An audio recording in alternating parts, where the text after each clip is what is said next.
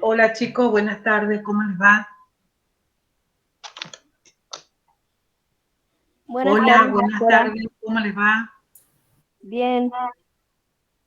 Bueno, me alegro. La verdad muy triste también porque veo que solamente menos del 40% de los alumnos se han unido. Probablemente no necesiten la clase, pero después vienen los llantos, chicos, en el examen. Ahí estoy ingresando a los últimos porque por respeto a ustedes, siempre me van a ver que yo en horario estoy conectada con la clase o con la actividad que se haya planteado. Entonces pedimos lo mismo también de parte de ustedes, porque en razón de que los tiempos son muy acotados, son muy acotados. Entonces, bueno, no sé si alguien quiere hacer algún comentario o algo de, estamos comenzando el segundo cuatrimestre, con los temas del segundo cuatrimestre, por eso es bueno que si hay algo que se pueda modificar, cambiar, mejorar, lo planteen ahora, que estamos empezando con los temas estos, que básicamente se abordan tres grandes temas. Todo lo que es la farmaconocividad, sistema nervioso autónomo, y todo lo que es el capítulo de uso racional y terapéutica razonada. Y en base a eso va a ser el segundo parcial. ¿Alguien quiere hacer algún comentario? Chicos.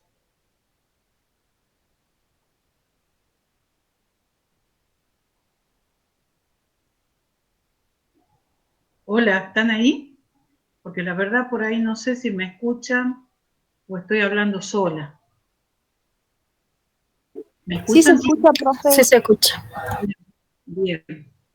Avísenme porque si no, la verdad no. Voy a, trato de compartir, ustedes díganme si se ve.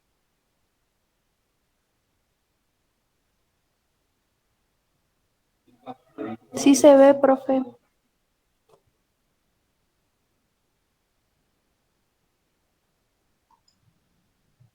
No sé por qué se ve tan pequeño. Se ve muy pequeño, ¿no es cierto?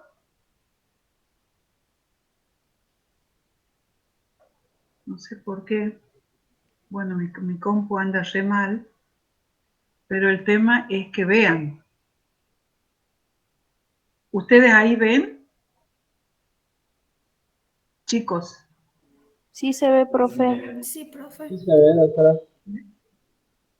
Intento. No sé por qué empieza la historia esta.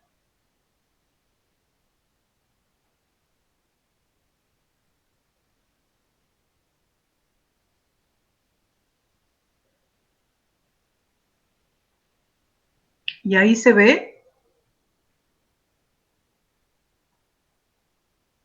¿Ahí se ve, chicos? No, doctora, no se ve nada.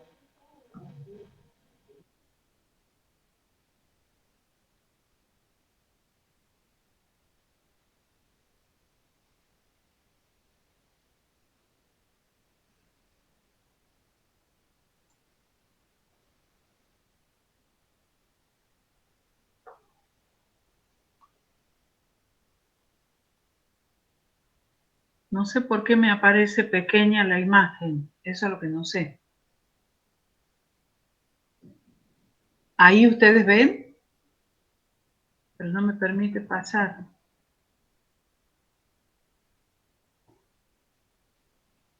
Sí se ve, doctora.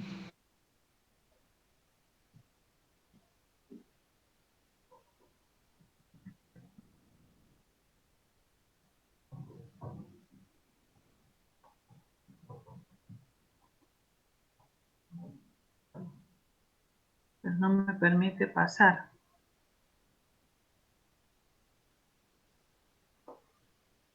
Vamos de vuelta.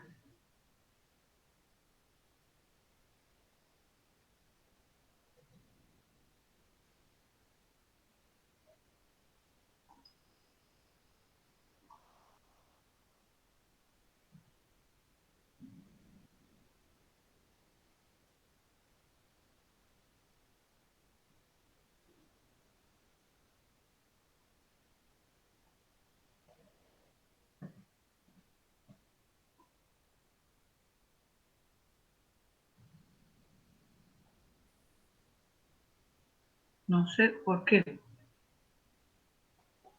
No sé si es mi computadora.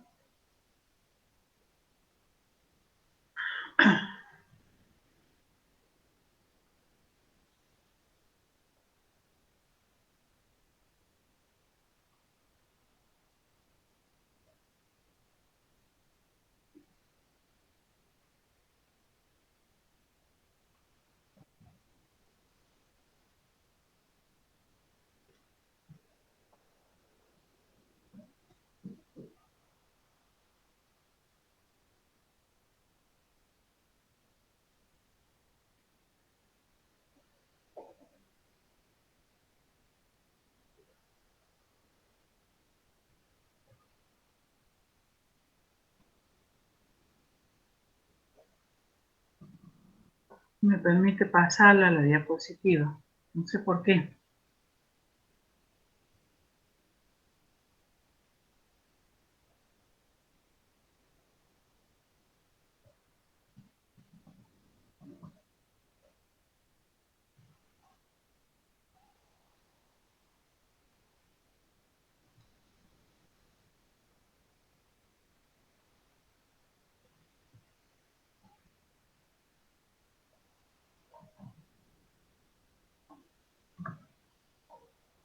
Bueno, no se puede.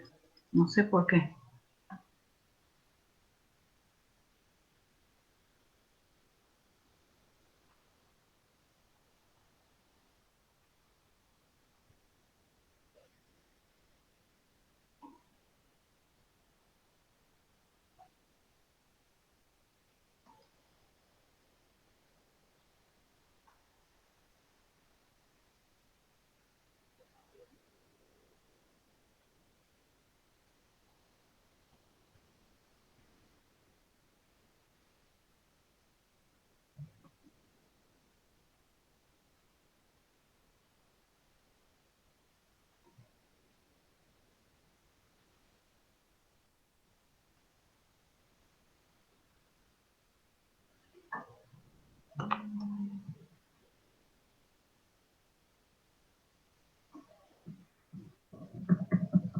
Si yo pudiera pasar esto, no, no puedo pasarlo. No sé. Capaz que la computadora mía.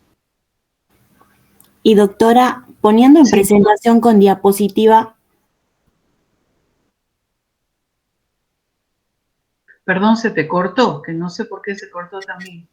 decía si pone ahí arriba, más o menos en la parte superior dice presentación con diapositiva, yo creo que ahí sí va a poder presentar y ir pasando. ¿Qué parte superior de dónde? Que está cerca de inicio, No, pero no tengo eso yo. A ver, espérate.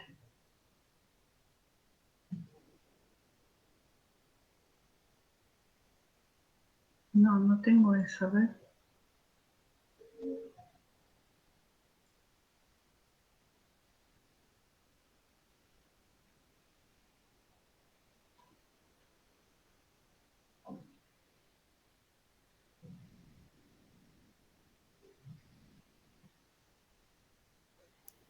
ahí donde dice insertar diseño, animaciones y después sigue presentación con diapositivas.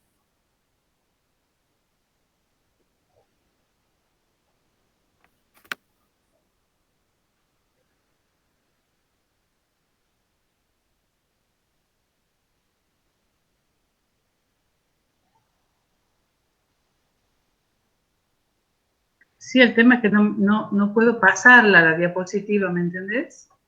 Por más que ponga ahí, no me permite pasar, no sé por qué. Debe ser mi computadora. La llevé a arreglar y la trajeron y pensé que ya estaba bien. ¿Ves? No puedo pasarla a la diapositiva, ¿me entendés?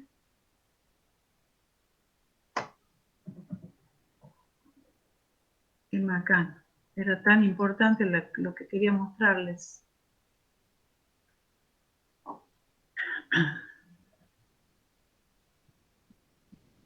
Si después del examen la llevé a la compu y no puedo pasar.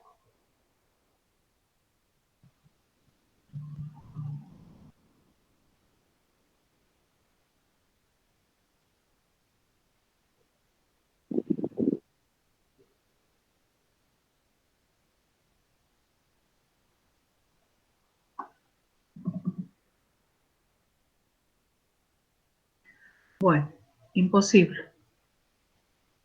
Qué lástima. ¿Qué estás por ahí, María? He visto que has ingresado y capaz que ya no está la doctora.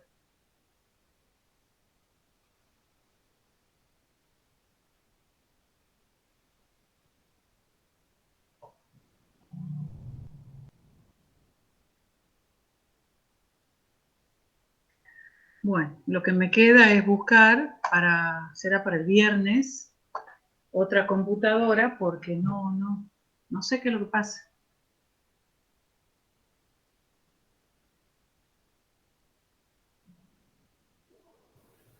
Doctora, ¿y no puede pasar el Power al grupo y alguno de nosotros lo presentamos?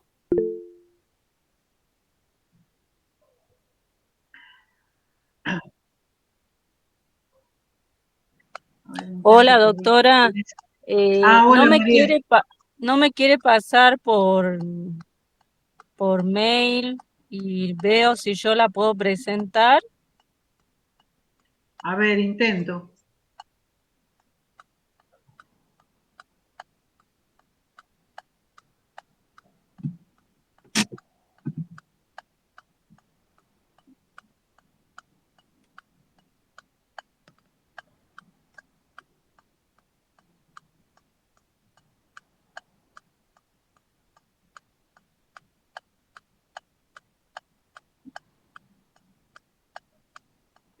Mándamelo, ¿cómo era el mail tuyo, María? Mariángel, _71, con G de gato, @yahoo.com.ar. A ver, María Ángel. Sí, una sola A. Mariángel, Sí. _71, @yahoo.com.ar.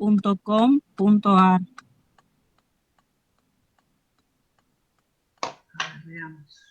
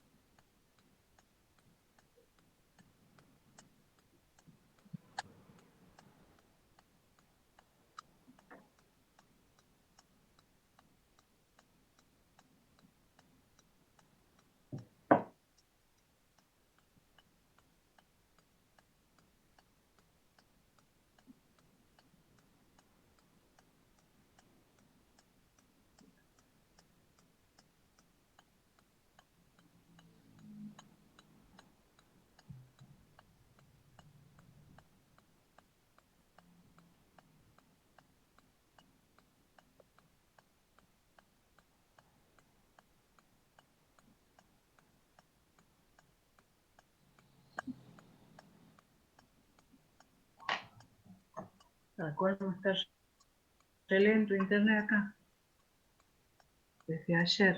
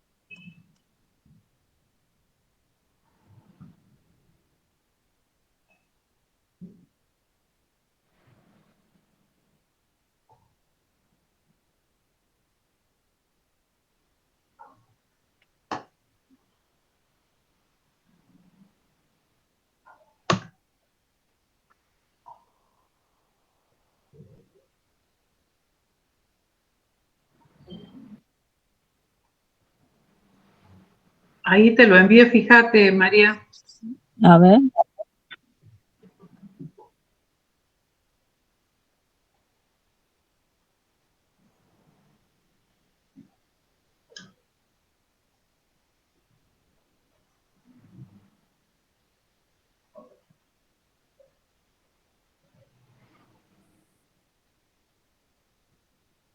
¿Te llegó? No, Me aparece como enviado. Por no, ahí de... todavía no. Todavía no, a ver. Spam.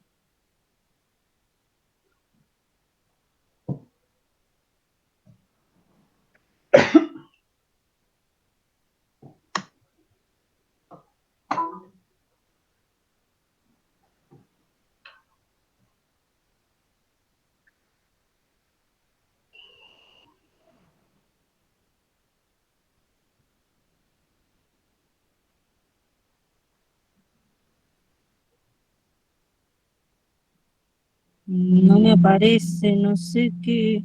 Envié por el mail institucional, ¿no? ¿Sí? Sí. A ver.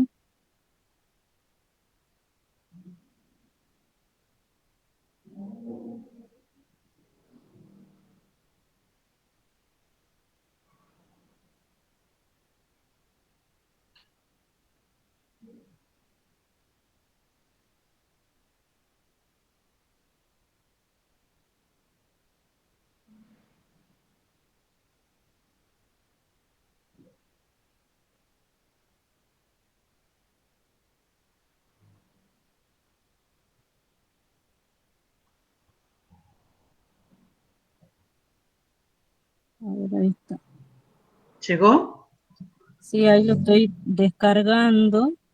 Sí. A ver.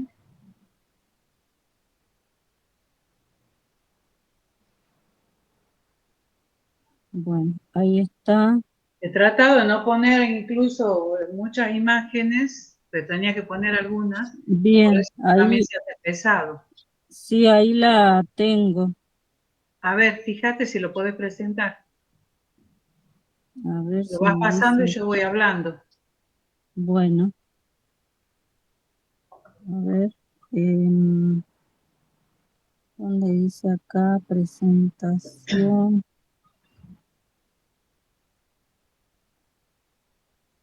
No sé qué es lo que pasa, por qué no me permite acá. Creo que es esta presentación, mensaje. A ver.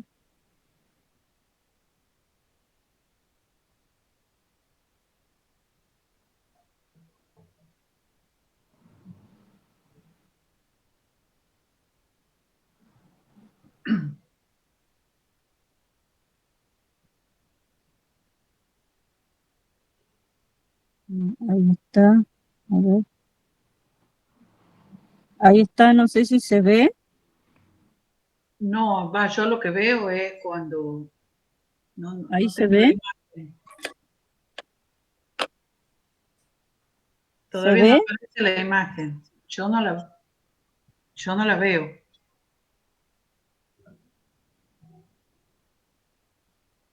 ¿Te has puesto presentar? Sí. Yo no la veo, no sé los chicos. Veo por la pantalla negra. Se ve negro, profe. Se ve negro, profe.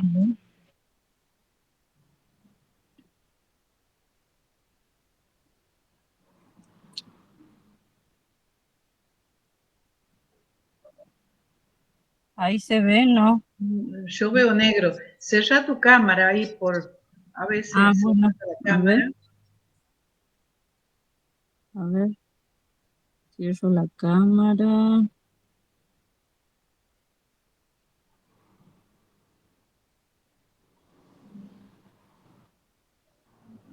Sí, mi cámara está cerrada. A ver. Voy a compartir.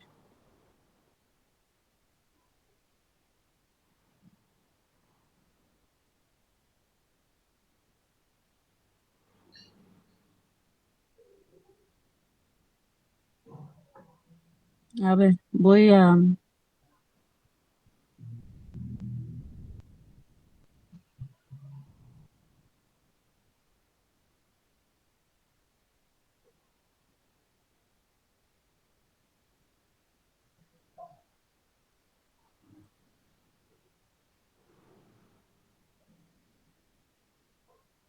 ¿Podés, María? A ver si alguien puede compartir ahí.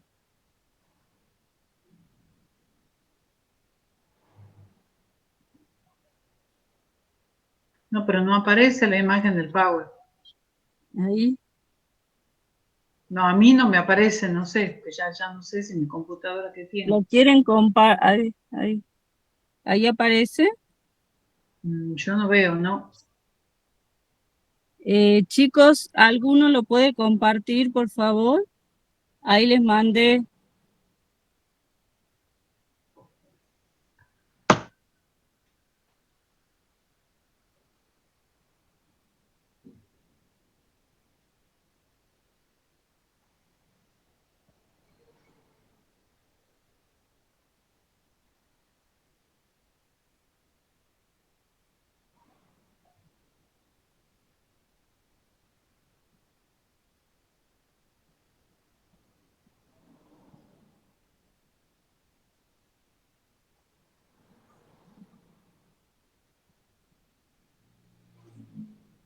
Bueno, si no se puede, lo planteamos para otro momento.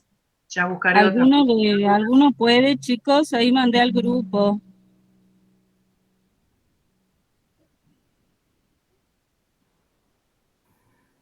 Profe, ahí intento. Dale, dale, dale.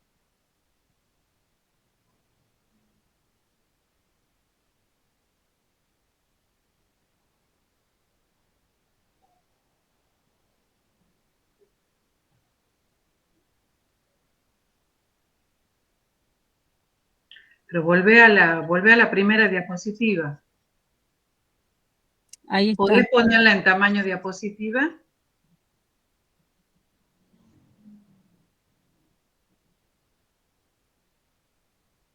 Porque yo también llego ahí, pero no me permite pasarla, no sé por qué.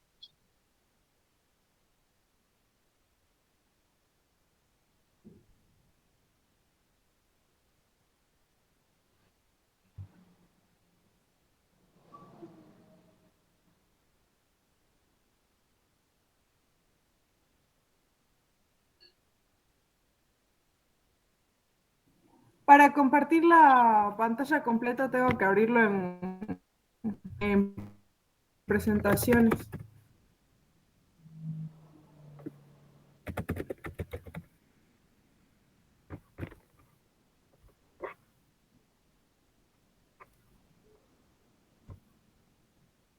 Bueno, no importa que no pase a pantalla No completa, importa. el tema es si la podés pasar a la diapositiva. Si yo también llego hasta ahí, Sí, no la sí. puedo pasar. No me responde la tecla, no sé por qué. Como estaba recién. Ahí está. Ahí está. ¿Podés pasarla a la diapositiva? Sí, profe. Sí, A ver, volvé al título, volvé a la primera diapositiva. Ahí está, la podés seguir pasando. sí, sí. ¿Quién es? ¿Sasha? ¿Sasha? Sí, sí.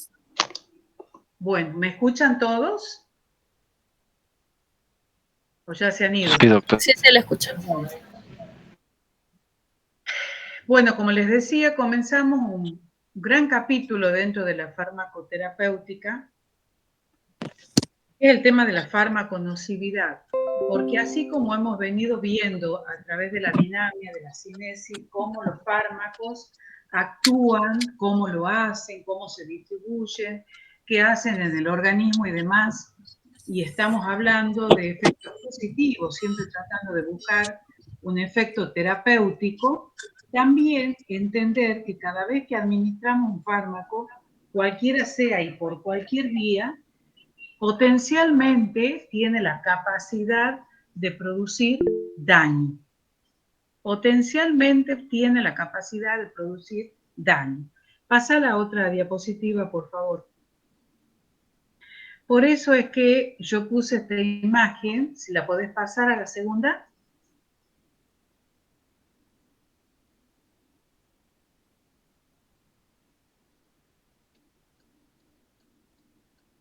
Sasha, no, a la segunda diapositiva, esa es la tercera.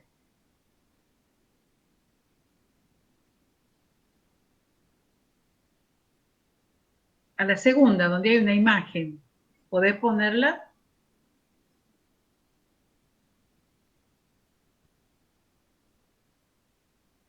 Exactamente.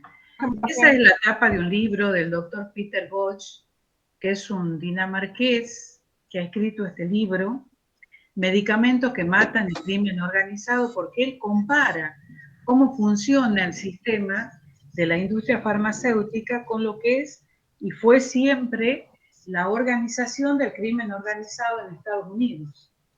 A partir de acá, esto ha sido publicado hace 3 o 4 años, bueno, por supuesto que lo persiguen de una manera tremenda. Ha cambiado incluso desde la Organización Mundial de la Salud el concepto que había hasta ese momento, supónganse 4 o 5 años atrás, época de pandemia más o menos, donde decíamos que la cuarta causa de muerte en el mundo, después del cáncer, después de los accidentes cerebrovasculares, después de todos los eventos cardíacos y de los accidentes de tránsito, como cuarta causa de muerte en el mundo, era por medicamentos. A partir de la publicación de este libro, se empezó a investigar cada vez más y actualmente la OMS acepta que la muerte por medicamentos está en tercer lugar, ya no en cuarto, en tercer lugar después del cáncer y de los eventos cardiovasculares. Miren qué importante que es entender al riesgo al que sometemos a los pacientes cuando administramos un fármaco. Lo que quieran preguntar o aclarar o agregar, no tengo problema, chicos, lo van haciendo, ¿de acuerdo? Muy bien, sigamos. Por eso, yo en la tercera diapositiva les pongo que cuáles son los que se consideran sinónimos. A la tercera diapositiva. Y ustedes ven ahí que farmaconocividad es igual que hablar de riesgo o es igual que hablar de inseguridad, es decir, todo lo nocivo que puede producir cuando administramos un fármaco. Y que esto puede tener múltiples orígenes. Sigamos. Fíjense, pasala nomás. Fíjense, esta diapositiva es muy importante, donde llegamos a la conclusión que todos los medicamentos son potencialmente nocivos. O sea, que hablamos de farmaconocividad cuando decimos que son todos los efectos negativos condicionales u obligados producidos por los medicamentos. Esto es un concepto de la OMS. Y cómo desde la farmacoepidemiología, que es lo que permite estudiar los efectos de los fármacos en las poblaciones, podemos llegar a este resultado. Porque obviamente que si nosotros tenemos resultados aislados, no podemos hablar de este tipo de conceptos que son muy generales. Esto es un gran aporte de la farmacoepidemiología. Sigamos, por favor. ¿De quién depende de que los medicamentos puedan producir efectos adversos? Depende de todo lo que está involucrado en la prescripción de un fármaco. Del médico, porque el médico se recibe de médico y se recibe también de doctor oligofrénico en escritura. ¿Por qué tienen que escribir de manera que no se pueda entender? Eso ha llevado a lo que está solucionando, por lo menos en gran medida, el tema de la receta electrónica, a muchísimos errores de medicación y errores de prescripción que ha llevado hasta la muerte de los pacientes. Por otro lado, el tipo de prescripción que realiza el médico, donde puede haber una prescripción racional o puede haber una prescripción irracional. Y una de las grandes prescripciones irracionales que siempre les hablo cuando nos vemos o tenemos la oportunidad de hacer talleres y charlar, es la polifarmacia. Porque tengan en cuenta que si todos los medicamentos son potencialmente nocivos, quiere decir que si yo doy un medicamento, a lo mejor lo estoy exponiendo al paciente a 2, 3, 4 problemas futuros, que pueden ser graves o leves, no podemos saber, producidos por los medicamentos. y a medida que vamos sumando más medicamentos, se va sumando la posibilidad del aumento en esos efectos adversos. Ni hablar de las interacciones, es decir, a medida que vamos aumentando más el número de medicamentos, va aumentando la posibilidad de mayores interacciones. Por otro lado está el farmacéutico, que es quien dispensa lo que el médico le sugiere al paciente a través de la prescripción. Bueno, hay una gran falta de atención farmacéutica en general en la República Argentina y también de las sugerencias y las indicaciones. Y esto se debe, ustedes han visto que la mayoría de las farmacias, lamentablemente, no son atendidas por farmacéuticos o hay un farmacéutico y los demás son idóneos, es decir, son auxiliares que solamente manejan la parte técnica, digamos, técnica comercial, sin saber, porque no tienen por qué saber, no son profesionales, en todo esto que significa el acompañamiento del tratamiento del paciente, que en realidad es uno de los objetivos y de las funciones que debe cumplir el farmacéutico en la oficina de farmacia. Esta falta de atención farmacéutica se nota porque cuando se hacía hace bastantes años se veía que había muchos menos efectos, porque a veces en el poco tiempo que el médico tiene para atender al paciente, porque no sabe, porque no puede, porque no quiere, no hace docencia con el paciente explicándole, mire, esto no puede tomarlo a cualquier hora, lo tiene que tomar a tal hora, esto le puede producir tal o cual efecto adverso, etcétera, etcétera, etcétera. Entonces, el idóneo se limita solamente a dispensar, que no es una dispensa, en realidad es una entrega del medicamento solicitado a través de la receta. Fíjense la importancia de la profesión del farmacéutico. También depende del fármaco. Es decir, el fármaco por su propia naturaleza puede ser más dañino o menos dañino, depende el tipo de fármaco de que se trate. Y la dosis a la que utilizamos ese fármaco es una de las causas también en el incremento o no de esos efectos adversos. Ahí hacemos la diferencia entre lo que es un tóxico o lo que es un fármaco. El tóxico, así sea a dosis mínima, ya por su propia naturaleza puede producir daño. En cambio, el medicamento en general, como ha sufrido ese proceso de investigación que ustedes ya han visto y todo lo demás, ha llegado, luego de exhaustivos estudios, a un momento donde se ha podido estudiar la dosis y determinar cuál es la dosis terapéutica para una patología determinada a un paciente determinado. Pero esto les quiero decir, entendiendo que la dosis también es causal de efectos adversos producidos por el fármaco. Y en relación al paciente, relacionado con factores individuales, que pueden ser genéticos o no. Es decir, muchos efectos adversos tienen que ver con la predisposición del paciente, genética o no. Ojo, porque cuando uno habla de predisposición se piensa que siempre es solamente una predisposición genética. No, la predisposición genética es muy importante, pero no es la única. ¿Está claro esto, no?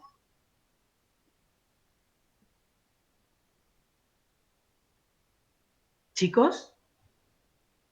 Sí, doctora. ¿No hay dudas hasta aquí? ¿Vamos bien?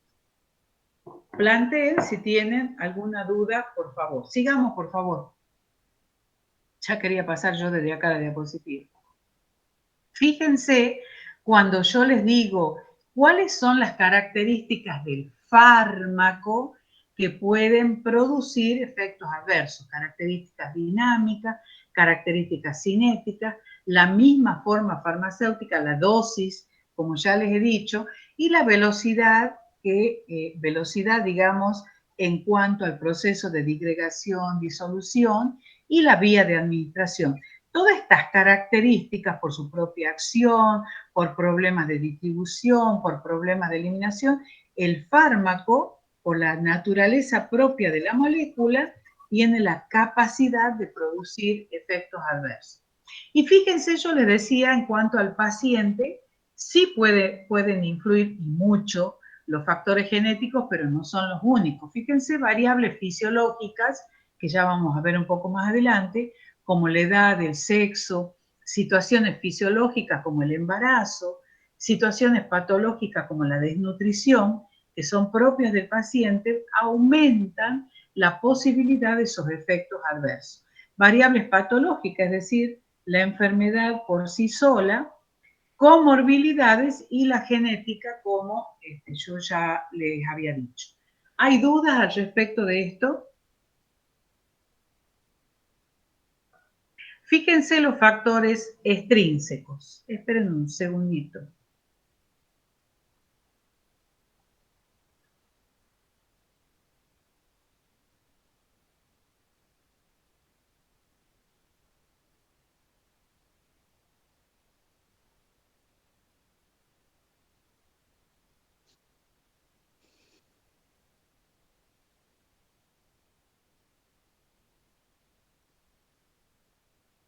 Bueno, sigamos. Factores extrínsecos, fíjense, ese paciente a donde puede aparecer un efecto adverso, que sea un paciente que utilice drogas ilícitas como es el tabaco, como es el alcohol, la farmacogenética, que es muy importante, contaminantes ambientales, la cronofarmacología. ¿Ustedes saben lo que es la cronofarmacología? ¿Se les ocurre lo que es la cronofarmacología? Chicos, crono viene de tiempo. Esto es importante porque hay fármacos que son muy importantes, a tener en cuenta el horario de administración de esos determinados fármacos.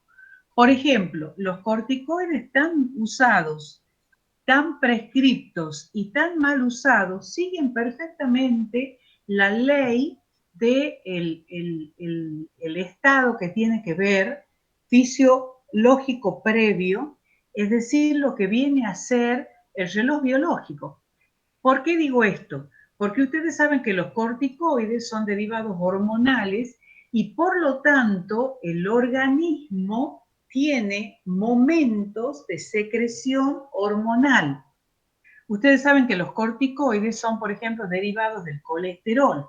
Y el colesterol está relacionado hormonalmente con muchas sustancias. Entonces, a la hora donde se produce la síntesis de esta sustancia, que es más o menos 7 y media de la mañana, es el horario donde debemos administrar los corticoides. ¿Por qué? Porque estamos utilizando el pico de secreción. Y al utilizar el pico de secreción de nuestras propias sustancias endógenas, tenemos la posibilidad de utilizar mucha menos dosis. Y al utilizar mucha menos dosis, obviamente que hay menores posibilidades de producir efectos adversos. ¿Se entiende lo que digo? Entonces, fíjense por qué hay profesionales que siguen prescribiendo los corticoides cada 8 horas, cada 12 horas, no sé cuál es el fundamento de esa prescripción, cuando ya desde hace muchos años, teniendo en cuenta este proceso de cronofarmacología, se acepta la monodosis diaria del corticoide, como así de otros fármacos, como de algunos antibióticos, por ejemplo, sabiendo en qué momento nosotros lo vamos a administrar. Miren la importancia de esta nueva parte o rama de la farmacología, que es la cronofarmacología. Sigamos nomás. ¿Vamos bien hasta acá? Y hablamos de factores individuales que los podemos clasificar, esto siempre se les pregunta en el examen y nunca lo saben, como factores cuantitativos y cualitativos. La misma palabra los está diciendo. Cuantitativo, es decir, son factores que van a producir un efecto en más o en menos, pero es el mismo efecto, solamente lo cuantificamos. Mientras que el cualitativo es un efecto totalmente diferente al esperado. Y dentro de estos factores individuales cualitativamente diferentes está la idiosincrasia, la alergia y la taquifilaxia. todos estos factores van a ser motivo de otra clase también. ¿Está claro esto, chicos? Fíjense, ¿por qué he puesto con rojo yo dos conceptos, como la tolerancia y la alergia? La tolerancia es cuando una resistencia del organismo a la dosis ordinaria de una droga. Cuando hablo de dosis ordinaria, estoy hablando de dosis terapéutica.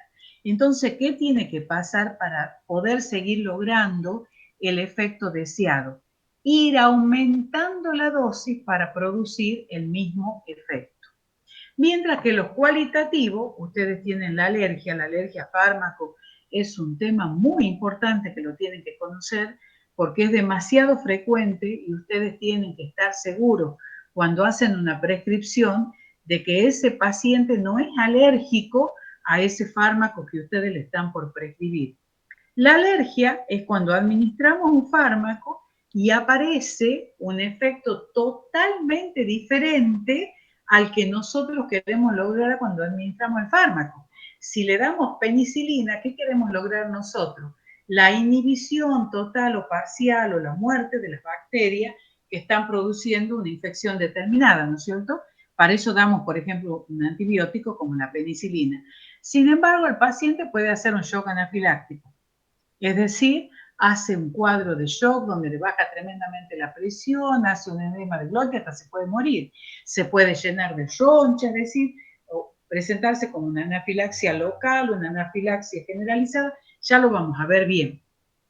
Pero lo que quiero decir, no damos la penicilina para que produzca roncha, ni para que produzca un edema de glotis, ni para que baje la presión. Entonces, el efecto obtenido es totalmente diferente al esperado. Por eso decimos, son factores individuales cualitativamente diferentes. ¿Está claro esto? ¿Chicos? Sí, doctora. ¿Está claro? Muy bien. Pasemos, por favor, a la otra diapositiva. Bueno, esto es para que vean ejemplo, qué lástima que no está más grande la imagen. Cuando empezaron en la década del 60, cuando se empiezan a hacer estudios de farmacovigilancia y dándole mayor importancia al estudio de la seguridad de medicamentos. Y uno de los efectos fue con la aparición de esta focomelia, que fue como una epidemia, a donde los niños nacían, ustedes ven las extremidades, con alteración en las extremidades, podían nacerse en las extremidades superiores e inferiores, o prácticamente con las 4 extremidades sin desarrollarse. Entonces, como los comparaba, digamos, a los bracitos de la foca, por eso se llamó focomelia, que fue muy intensamente estudiada y que dio, digamos, podríamos decir, la epidemia inicial para dar mayor importancia al estudio de la seguridad de los medicamentos. Sigamos, por favor, la próxima diapositiva.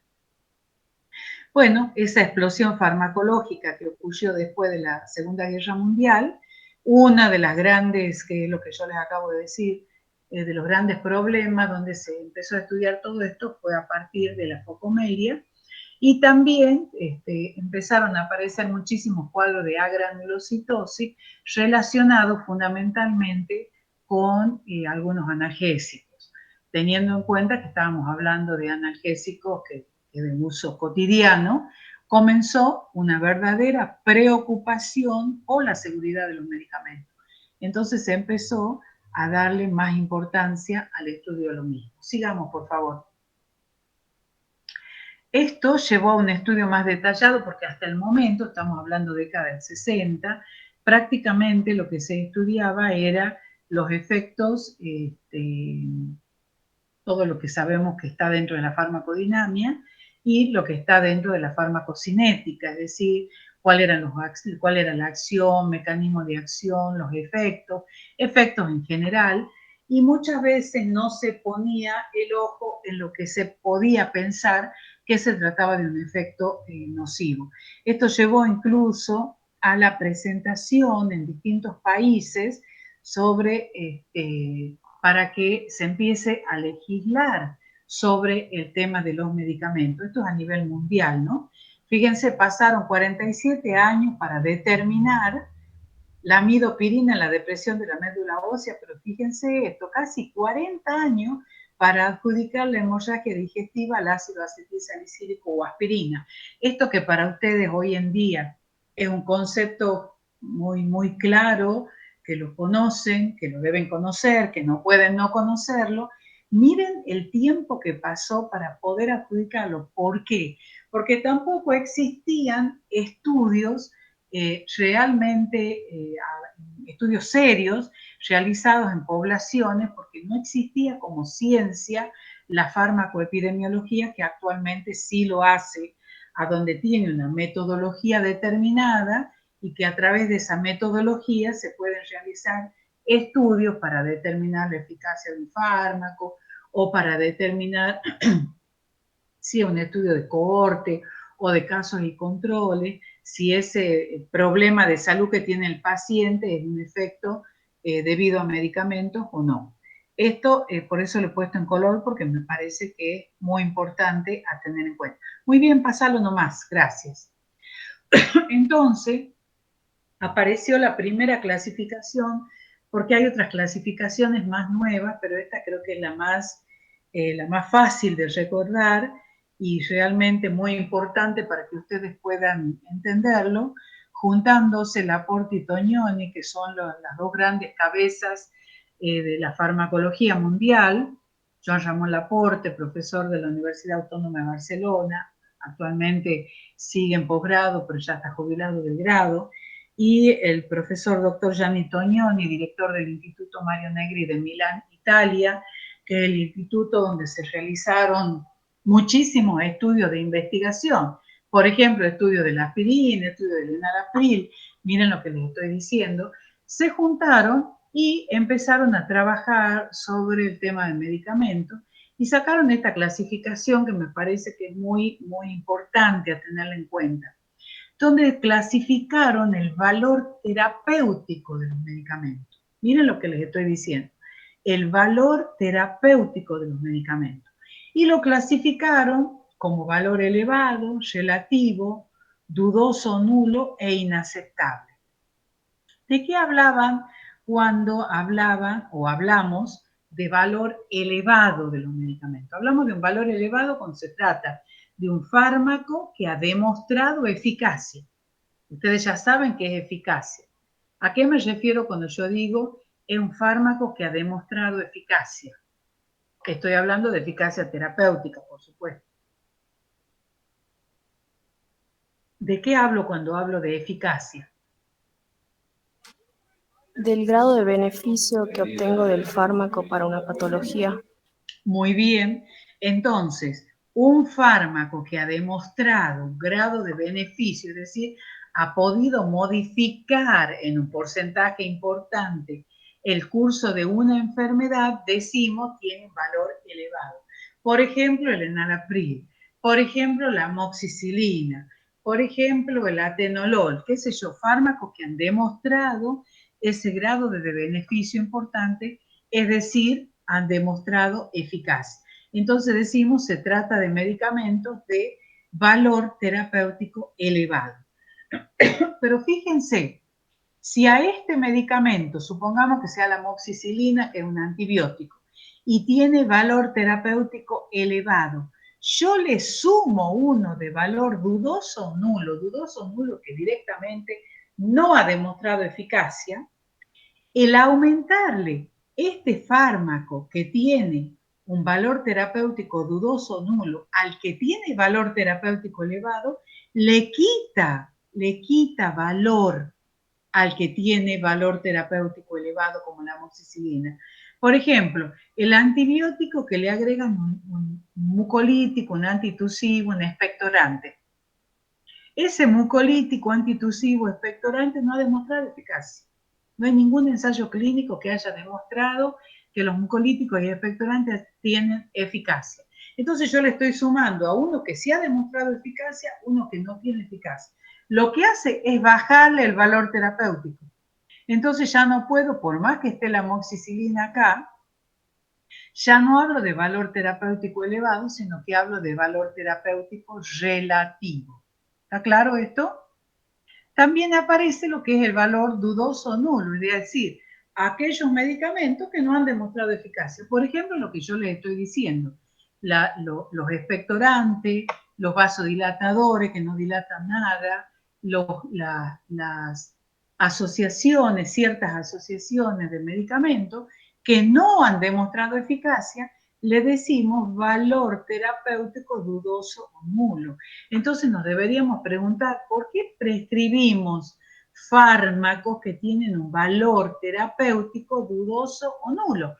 O sea, no voy a obtener un grado de eficacia, que es lo que yo estoy buscando, pero sí voy a obtener algunos efectos adversos que pueden ser leves, pueden ser graves, pueden ser letales. No podemos saber cómo va a responder el organismo de nuestro paciente. Y luego tenemos el valor inaceptable, que es un valor elevado en combinaciones que tiene aumentado el riesgo en todos los casos.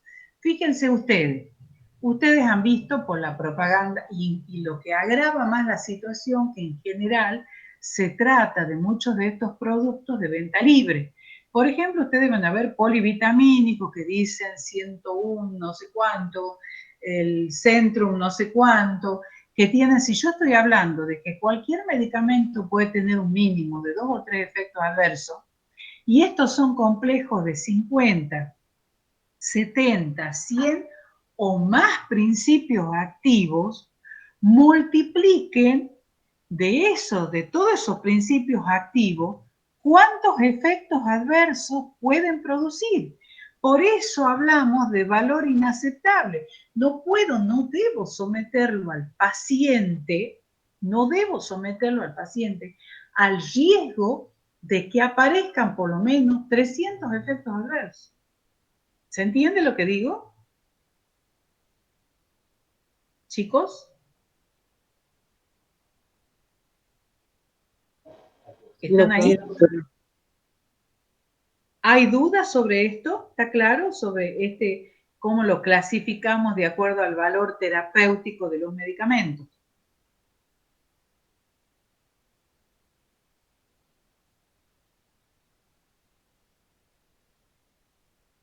Hola. ¿Está claro? Sí, profe. Chicos, ¿sí? Bueno, contesten porque yo no sé si me están escuchando o qué pasa. Sigamos, por favor. Entonces podemos decir que estos medicamentos que tienen o un valor terapéutico relativo, o dudoso o nulo, o inaceptable, generalmente son los que damos como tratamiento sintomático o combinaciones a dosis fija, que es totalmente irracional. Fíjense, por ejemplo, había una asociación muy utilizada por los traumatólogos de glucosamina con meloxicam. El meloxicam es un analgésico, es un AINE, que ha demostrado eficacia como todos los AINES, tiene una eficacia terapéutica, es decir, que ha demostrado producir analgesia, es también antiinflamatorio, también antipirético en menor porcentaje, pero también lo es. Y se lo ha asociado a la glucosamina, que no ha demostrado eficacia en ningún estudio, a dosis fija. Esta asociación llevaba a que, si ustedes ven, cada uno de estos productos se administra, tienen vida media diferente, uno debe administrarse cada 24 horas, el otro cada 8 horas, etcétera, etcétera. Entonces, era absurdo unir estos dos productos. Entonces, lo único que se veía era que la asociación de estos productos producía efectos adversos. Bueno, nos reunimos en ANMAT, un grupo de expertos, y llegamos, le estoy dando uno de tantos ejemplos cómo trabajamos. Entonces analizamos y bueno, se ha aprobado que se siga administrando el meloxicam como monofármaco, pero separarlo de la glucosamina, que le estaba quitando eficacia y aparte le aumentaba la posibilidad de efectos adversos al paciente. Entonces se le dio de baja en el mercado farmacéutico argentino. Actualmente existen los dos, porque se sigue dispensando, ANMAT lo mismo aprobó a la glucosamina, que se siga utilizando, pero como monofármaco. ¿Y cuál es la ventaja de utilizar los monofármacos? Que cada uno podemos ir manejando las dosis, los intervalos interdosis y demás, de acuerdo a lo que el profesional considere. Porque si no, eran numerosas las reacciones adversas medicamentosas que producían, llevando a que había que hacer una evaluación beneficio-riesgo y de acuerdo a eso, cuál o cuáles son las que realmente correspondían seguir administrando. Sigamos, por favor.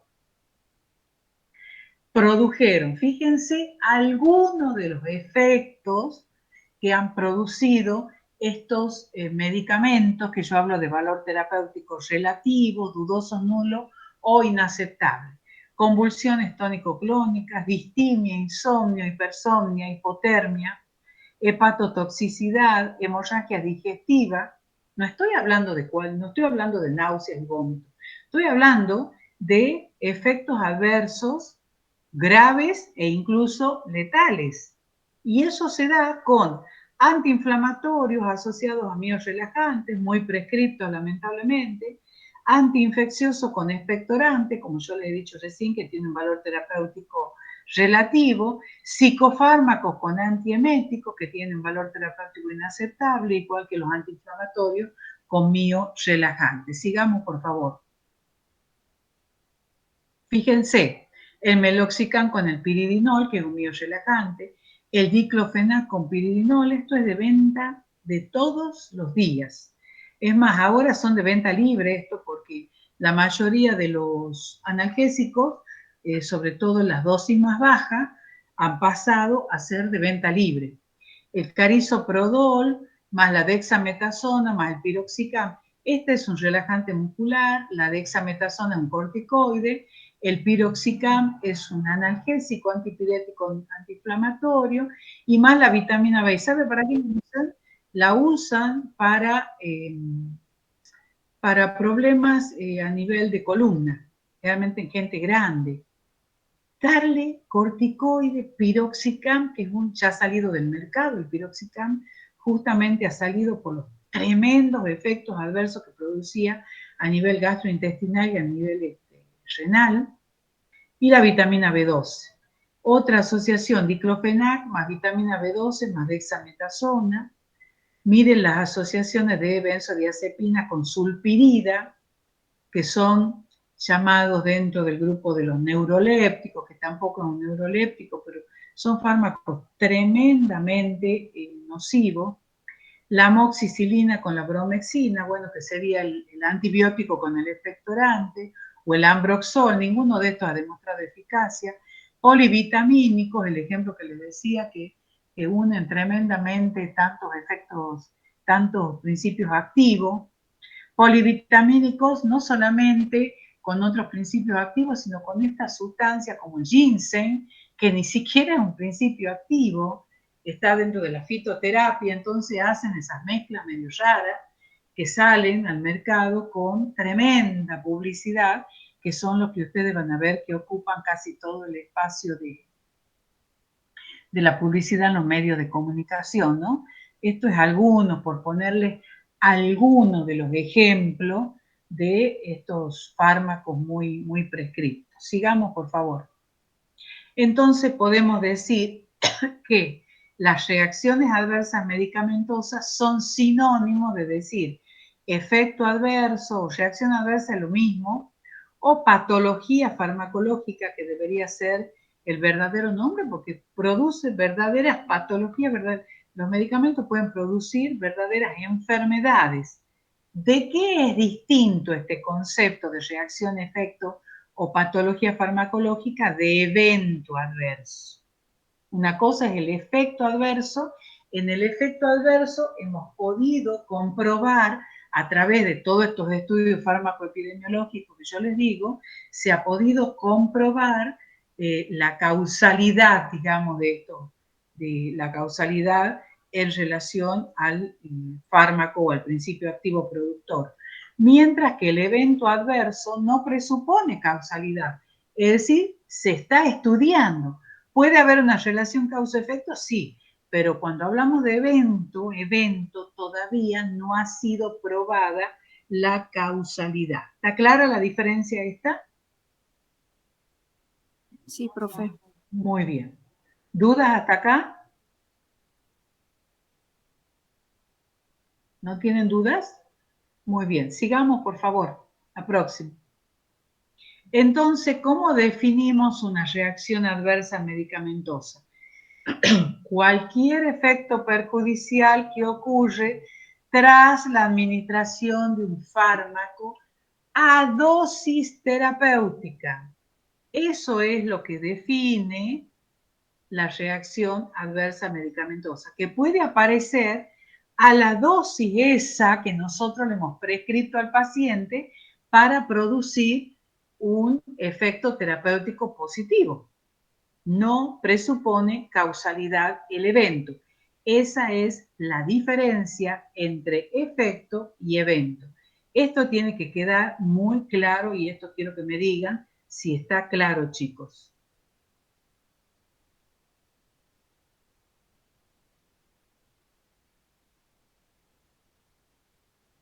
¿Está clara la diferencia? Sí, doctora. Muy bien. Entre efecto adverso, ya les digo, o puedo preguntar patología farmacológica o reacción adversa, lo mismo, son sinónimos. Sigamos, por favor. Yo siempre queriendo pasar yo la diapositiva. Pasala nomás, por favor. Entonces, decimos que aplicando los criterios de imputabilidad, se va a poder transformar un efecto, un evento adverso en efecto adverso. ¿Y cómo se hace esto? Sacando lo que se llama la estimación de frecuencia. La estimación de frecuencia es cuál es el número de pacientes con la reacción determinada, que nosotros pensamos que es un evento adverso, sobre el número total de pacientes expuestos. A ver, yo tengo una población donde se le ha administrado aspirina, estoy diciendo cualquier ejemplo. Y ustedes tienen que el 10% de esa población ha presentado urticaria, por ejemplo. Entonces yo tengo, ¿cuál es el número de pacientes que han presentado urticaria? Por ejemplo, han presentado urticaria 80 pacientes. ¿Y cuál ha sido el número total de pacientes que han recibido el medicamento? Y han recibido el medicamento 500 pacientes. Entonces hacemos una ecuación donde sacamos a qué es igual el número de pacientes que tienen la reacción sobre el número de pacientes que no tienen la reacción, pero que es el número total que han recibido el fármaco. Así se saca la estimación de frecuencia. ¿Cuál es el problema acá? Que es muy difícil saber si tenemos los datos disponibles de todos los pacientes expuestos al medicamento en una población determinada. Porque yo puedo suponer de una población que estoy estudiando, pero la población que yo estoy estudiando en general es una muestra de la población en general. Esto lleva a que sea muy importante la notificación en el sistema de farmacovigilancia. Si nosotros no notificamos y solamente hay una o dos o tres notificaciones de alguna supuesta reacción adversa, no es suficiente a veces para catalogarla como que se trata de una reacción adversa y sigue siendo un evento adverso. ¿Se entiende? Por eso es que eso es el sesgo para poder sacar estos datos a que sean exactos. Porque no tenemos datos disponibles en muchos casos. En otros casos sí. Por eso ustedes tienen que aprender a ser profesionales notificadores. Todavía existe la ANMAT, parte se ha cerrado. Ya hubiera estado cerrada la oficina de ANMAT si no hubiera sido por todo este tremendo problema gravísimo que ha producido esto del fentanilo. Han sentido hablar, ¿no es cierto?, del tema del fentanilo. 96 muertes por fentanilo contaminado. Esos son los datos oficiales hasta hoy. Pero se sabe que hay muchas más ampollas distribuidas que todavía no han sido rescatadas, así que es probable que sigan apareciendo en mayor número de casos, ¿no? ¿Han sentido hablar, chicos, de esto? Sí, doctora. Es muy grave lo que está pasando, lo que ha pasado y sigue pasando porque mientras no se rescate totalmente la partida de esas ampollas contaminadas, no vamos a poder saber si realmente hay ya ha pasado totalmente el peligro, ¿no?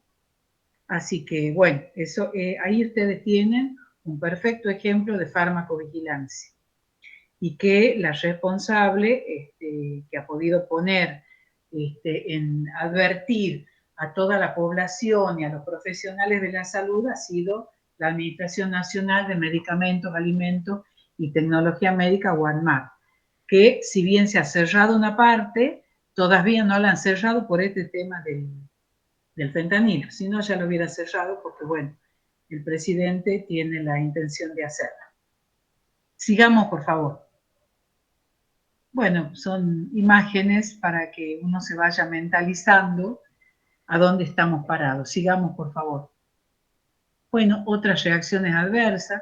Fíjense este eritema tóxico en un bebé de causa desconocida, donde puede ser un antibiótico, puede ser un analgésico, puede haber sido las mismas sustancias, las soluciones parenterales que he estado usando, no se sabe. Fíjense este otro eritema tóxico por ampicilina, aquí sí estaba determinado por qué había sido producido. Sigamos, por favor. Fíjense este exantema en las manos por cotrimoxazol, que es la asociación de sulfametoxazol más trimetoprima, que ustedes la conocen como Bactrim. Fíjense ese eritema que ha producido en las manos. Miren este síndrome de Stevens-Johnson, también producido por el Bactrim, donde no solamente el medicamento lo puede haber producido, sino también la radioterapia, qué sé yo. Hay otros tipos de medicamentos como barbitúricos, que también suelen producir este cuadro con mucha frecuencia. Sigamos, por favor.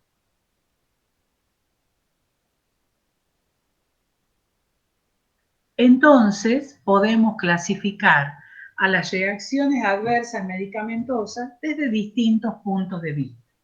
Una de las formas de clasificación es de acuerdo a la gravedad. Y creo que la clasificación es bastante fácil, donde la clasificamos desde letales, graves, moderadas y leves. Es decir, para entender que la administración de un fármaco puede producir una reacción adversa leve, como puede ser el vómito, como puede ser una náusea, como puede ser una urticaria que no sea muy importante, hasta matar a un paciente. Cuando un fármaco principio activo ha producido una muerte, no debemos esperar que aparezca la segunda muerte para ser retirado del mercado. Esto es más que causal suficiente para poder retirarlo del mercado. También podemos clasificarlo de acuerdo al mecanismo de producción. Entonces las clasificamos en tipo A, B, C, D, E y F. Fíjense, ya vuelvo sobre la A y la B. Pasala, por favor. Fíjense las que son de tipo C. C viene de crónico, es decir, puede aparecer en un paciente que está utilizando un fármaco por un tiempo determinado que ya lo consideramos crónico. Generalmente hablamos de crónico cuando ha superado los 3 meses de la utilización del fármaco. Por ejemplo, el Cushing por corticoide, una disfunción colónica por laxantes, bueno, como para tener un ejemplo. También dentro de la RAM tipo C está lo que es la farmacodependencia, porque para llegar a una farmacodependencia el paciente ha utilizado estos fármacos que justamente producen dependencia durante un tiempo importante, ¿no? Luego aparecen las tipos D. Las tipos D vienen a ser de la palabra diferida, que ocurren un tiempo después de que ha sido administrado el fármaco. Ese tiempo puede ser variable, meses e incluso años. Incluso puede ocurrir que ese efecto adverso no aparezca en el propio paciente, sino que aparezca en los hijos de ese paciente, para que vean cómo en ese caso la genética ha tenido mucha importancia en la transmisión de este problema. Por ejemplo, malformaciones fetales, por ejemplo, carcinoma de vagina en hijas de mujeres que tomaron el dietilvestrol en el embarazo, se lo utiliza como anticonceptivo, ¿no? Esos son efectos adversos muy frecuentes que por el sistema de farmacovigilancia está perfectamente documentado. Sigamos. Las de tipo E se da por una interrupción brusca en la toma de un fármaco. Es decir, ese paciente que está tomando, por ejemplo, un antihipertensivo y lo suspende bruscamente porque no le ha enseñado el médico que no debe suspenderlo abruptamente, no entiende la importancia de eso, porque no ha tenido dinero para comprar el medicamento y bruscamente lo suspende. Es decir, puede haber habido muchas causas.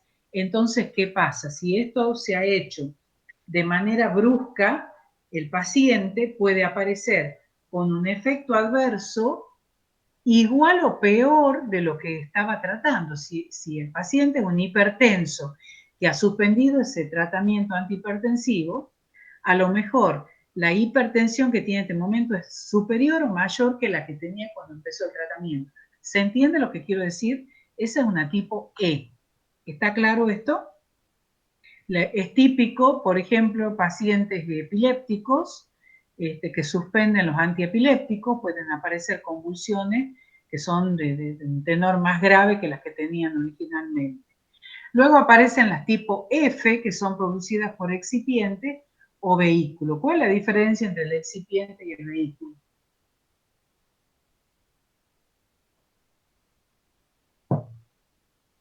¿Cuál es la diferencia, chicos, entre un excipiente y un vehículo? El vehículo aparece en formas farmacéuticas semisólidas y líquidas. El vehículo, líquido. El vehículo es líquido y el excipiente. El excipiente es sólido. El excipiente va en las formas farmacéuticas sólidas o semisólidas, ¿sí? Mientras que el vehículo es líquido. Muy bien. Sigamos, por favor. Antes de esto, pasa la próxima diapositiva. Después volvemos a esto. Y esta es la que son, de acuerdo a Rowling y Thompson, los efectos adversos tipo A y tipo B. Recién hemos visto C, D, E y F. Las tipo A son las más frecuentes de todas. Es muy conocido el mecanismo, se puede predecir, es dosis dependiente. Es decir que a medida que aumentamos la dosis, tenemos mayor posibilidad de que aparezca este efecto adverso. Tiene una alta incidencia, una altísima morbilidad, pero una mortalidad baja. ¿Qué es lo que hacemos frente a un efecto tipo A o una reacción adversa tipo A? Reducir la dosis. Muchas veces con reducir la dosis es suficiente para que desaparezca la reacción. Mientras que la de tipo B, el mecanismo es desconocido, no es predecible lo que le pueda pasar al paciente. A lo mejor yo puedo pensar que puede hacer una urticaria y termina siendo un shock anafiláctico, poniendo en riesgo la vida del paciente. Por lo tanto, la morbilidad es baja, pero la mortalidad es alta, fíjense. Y esta es dosis no dependiente, eso es lo importante. Que a mínima dosis, esto sí está generalmente relacionado genéticamente, tiene mucho que ver con la hipersensibilidad. Un paciente que presenta una hipersensibilidad a un producto determinado, no importa la dosis que yo utilice, va a ser lo mismo la reacción, así yo le esté dando una dosis subterapéutica. ¿Qué se debe hacer en esta situación? Suspender el fármaco. Acá con disminuir la dosis no es suficiente. Tenemos que suspender el fármaco porque estamos poniendo en riesgo la vida del paciente. ¿Está claro lo que serían las RAM tipo A y las tipo B?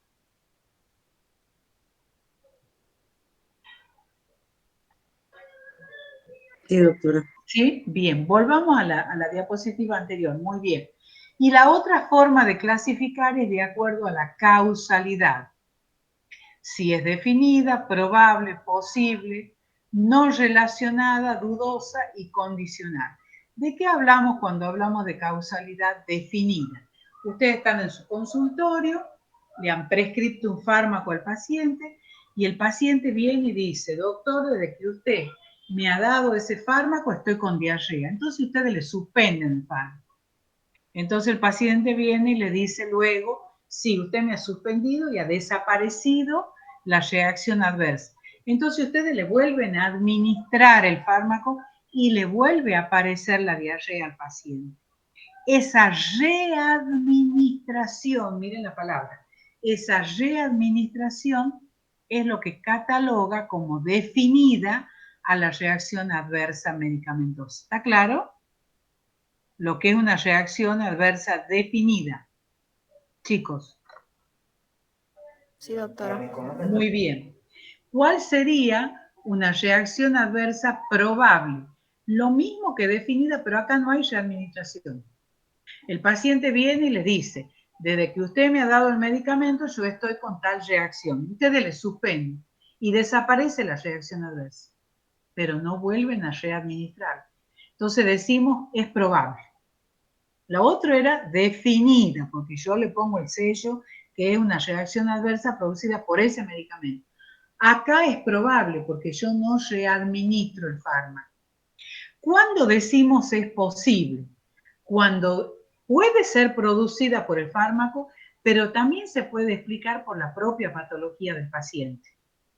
Entonces decimos, sí, posiblemente puede ser el fármaco, pero también puede ser producida por la enfermedad de base. ¿Cuándo decimos no relacionada o dudosa? Cuando no hay antecedentes y no cumple ninguno de los criterios estos anteriores. Entonces decimos es dudosa. ¿Y cuándo es condicional? Cuando hay una secuencia temporal que podríamos decir, bueno, mientras he estado tomando el medicamento ha aparecido la reacción, pero la RAM no la podemos explicar por la clínica del paciente, no es conocido, por eso directamente, bueno, no la descartamos completamente, pero decimos es condicional. Esa es otra de las formas en cómo podemos clasificar las reacciones adversas medicamentosas. Sigamos, por favor.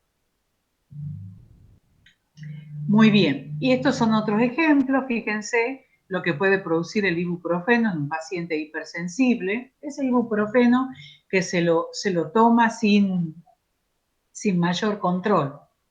Fíjense este edema orofaringio, este es un edema de glotis, es decir, en un cuadro de anafilaxia generalizada. Muy bien, pasa a la próxima, por favor.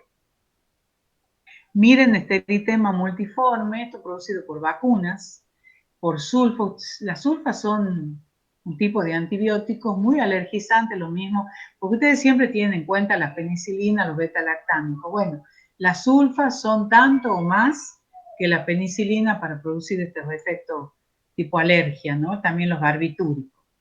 Sigamos. Muy bien.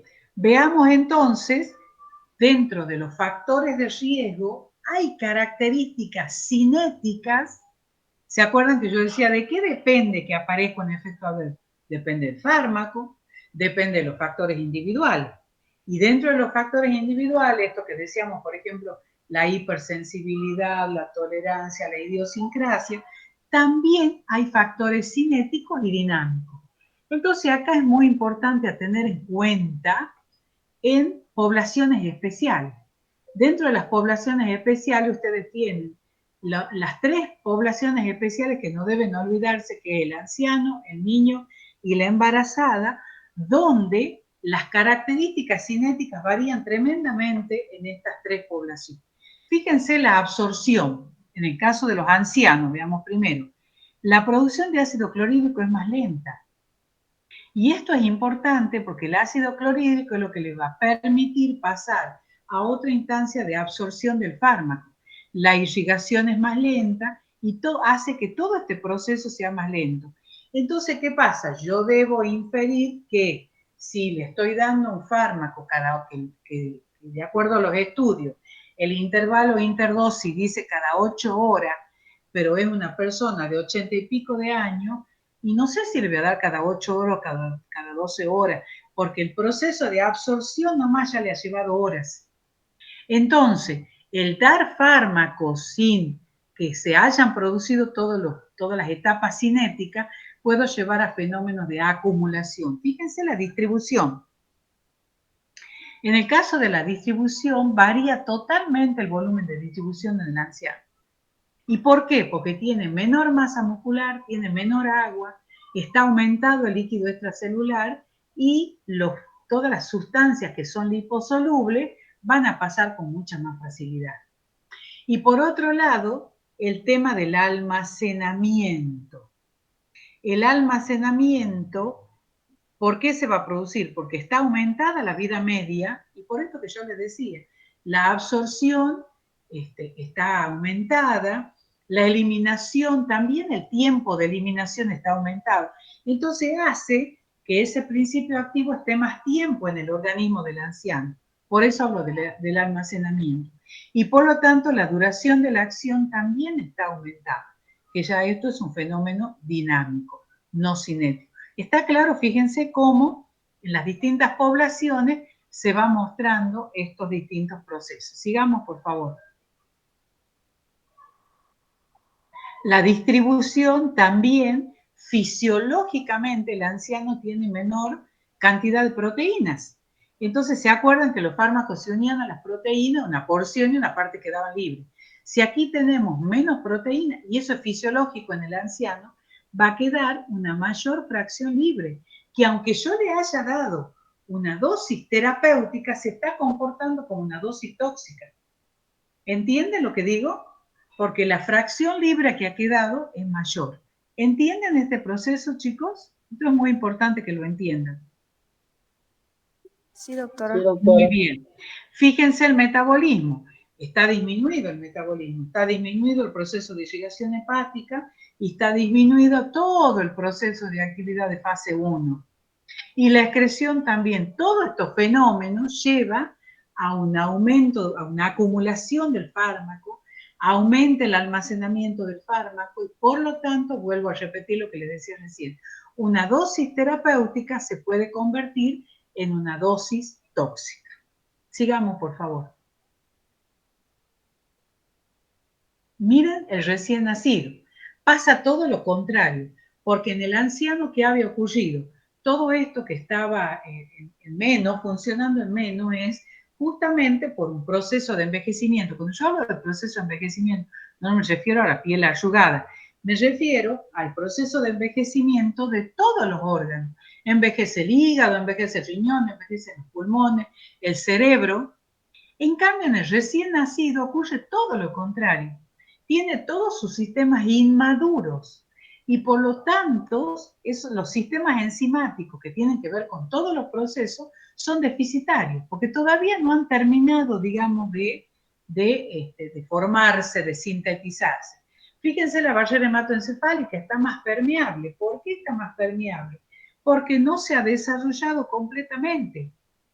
No se ha desarrollado completamente. Es más, la vaina de mielina termina de desarrollarse hacia el segundo año aproximadamente. Fíjense, el desarrollo renal también es inmaduro. Filtra solo un 30% de lo que ocurre en el adulto normal y hasta que ha cumplido un año el bebé no hay secreción tubular. Esto es lo que hace, por ejemplo, a no tener todavía, porque todos esos procesos enzimáticos todavía son deficitarios, no se han terminado de desarrollar. Si yo tengo un fármaco que se elimina por riñón, por secreción tubular activa, como es el cloranfenicol, y le doy a un bebé de 2 meses que todavía no tiene desarrollado este proceso, y se va a producir un fenómeno acumulativo y puede aparecer el niño con un síndrome gris, que es un síndrome muy grave que puede costar la vida del niño. Fíjense en relación al sexo. Bueno, lamentablemente las mujeres siempre estamos asociadas a la polifarmacia, porque estadísticamente las mujeres consumimos más medicamentos y mayor número de medicamentos que el hombre. Y patología asociada a mujeres, por ejemplo, la osteoporosis. La osteoporosis se da mucho más en mujeres que en varones.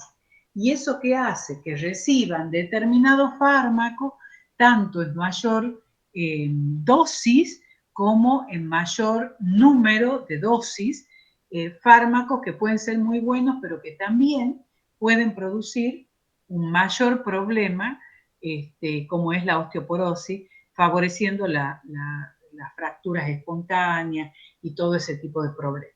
Sigamos, por favor.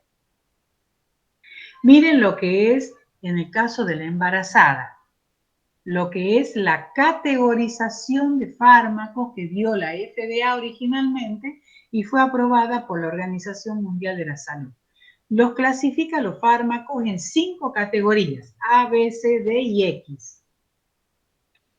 Cada una de esas categorías está estudiada, digamos, de una manera determinada y permite decir que solamente se pueden administrar los fármacos que están en categoría A y los que están en categoría B. Los fármacos que están en categoría A en realidad son los únicos completamente seguros, porque no se han estudiado que tengan riesgo fetal. Los de categoría B es probablemente seguro. ¿Qué quiere decir esto? Que en general se los puede usar, se acepta para usar en la embarazada, pero puede ser que un paciente determinado tenga alguna predisposición determinada que haga que aparezcan algunos efectos adversos. Pero tanto los de categoría A como categoría B pueden ser administrados en la mujer embarazada. Fíjense lo de categoría C, riesgo desconocido. Ojo con esto. No se puede descartar el riesgo y solamente se usa si es muy necesario y no tengo alternativas terapéuticas. Pero la cátedra toma la posición de que la mujer embarazada no se debe administrar fármacos que están en categoría C. Esto anótenlo, pónganlo con rojo, porque es una postura que adoptamos desde la cátedra. No se deben administrar fármacos que estén en categoría C, solamente los que están en categoría A y B. Fíjense los que están en categoría D. Se habla de riesgo relativo, pero el riesgo es bastante importante. Hay grandes evidencias de riesgo fetal. También, si ustedes leen que dice que se utiliza si no hay otra alternativa, no se debe utilizar. Si no utilizamos lo que están en categoría C, tampoco en categoría D. Y en la categoría E o X, depende, hay autores que ponen como X y otros que ponen como E, está totalmente contraindicado. En realidad, desde la cátedra decimos que están contraindicados los fármacos que están en categoría C, D y E o X, es decir, más grave todavía, los que están en categoría D y E o X. ¿Está claro esto? Sí, doctora. Muy bien, sigamos por favor. Y dentro de los factores individuales, lo que ya les decía hace rato, hay factores que van a producir efectos cualitativamente diferentes y efectos cuantitativamente diferentes a lo que estamos esperando. La hipersensibilidad, que es sinónimo de alergia, la idiosincrasia, la tolerancia, la intolerancia y la taquifilaxia. Sigamos, por favor. Dentro de estas reacciones adversas, por ejemplo, las relacionadas con la hipersensibilidad o alergia, vamos a estudiar, esto va a ser para la próxima clase, la alergia tipo 1, 2, 3, 4, 5 y 6. Ahí vamos a ver cómo se van produciendo estos distintos tipos de alergia. Sigamos, por favor. Bueno, este es el concepto de alergia, que lo pongo porque nunca se acuerdan, nunca lo saben. Es una alteración cualitativamente diferente, nociva, de dosis independiente. ¿Por qué? Porque esto puede ser producido por una dosis terapéutica o por una dosis subterapéutica. Si el paciente es alérgico, va a reaccionar a cualquier tipo de dosis. Esa es la primera parte de la definición, que reconoce un mecanismo inmunológico y que aparece luego de un periodo de latencia. Ese es un concepto muy importante. Sigamos, por favor. El 60% de las reacciones cutáneas son de carácter alérgico. Bueno, ahí hay 2 errores de tipeo. La alergia solo puede presentarse si hubo una sensibilización previa. Eso es muy importante. Entre que ha tomado contacto el alergeno con el organismo la primera vez, tiene que desarrollar todo lo que se llama la reacción primaria o memoria inmunológica, y recién en el segundo contacto aparece la reacción. Los fármacos, ¿qué es lo que pasa con los fármacos? Principios activos. Se comportan como antígenos incompletos. Incompletos. Y aparece, bueno, estos tipos, que es lo que ya hemos dicho recién. Sigamos, por favor. Ya estamos terminando.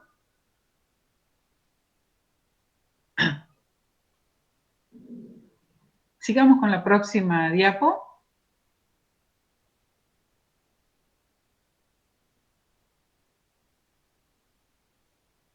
¿Estás ahí, Saya?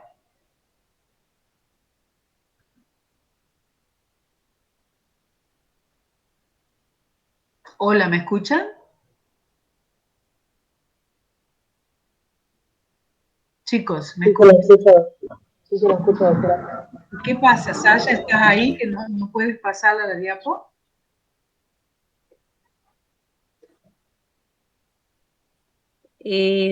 A ver, ahí dice está presentando, pero ¿qué? ¿Sasha? Sí, capaz que se ha tenido que retirar. Ahí dice está presentando. A ver. Sí, porque está puesta la diapo.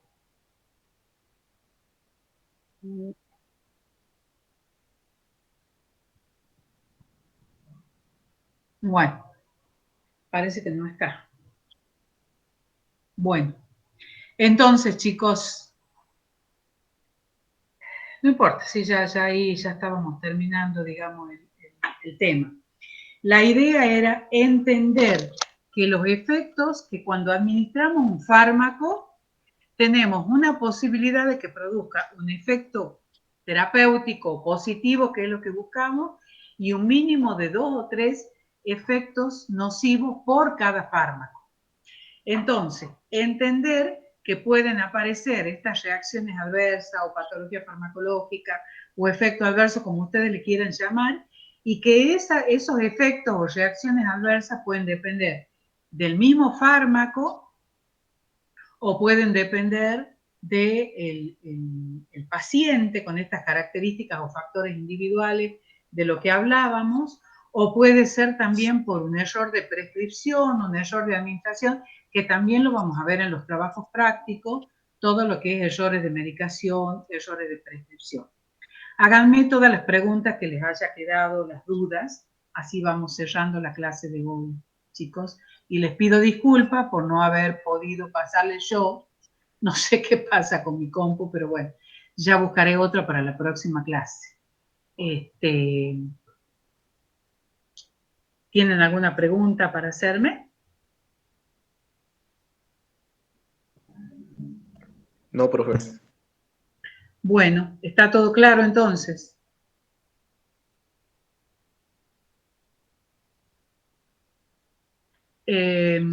María, ¿quieres agregar algo?